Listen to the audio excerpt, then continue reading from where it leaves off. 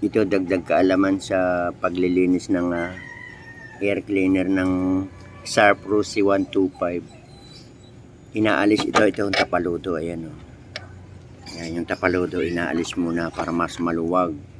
At meron siyang dito sa ilalim meron siyang 3 tornilyong tinatanggal. Kagaya nito, sobrang dumi na.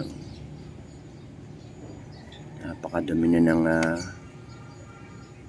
air cleaner nito. Natanggal muna itong pinaka tapaludo niya para mas maluwag. Hindi matatanggal itong pinakatakip niya. O yan, okay na.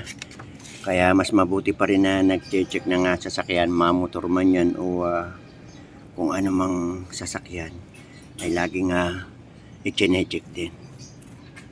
O yun, dagdag kaalaman. Lalo't dun sa wala pang alam.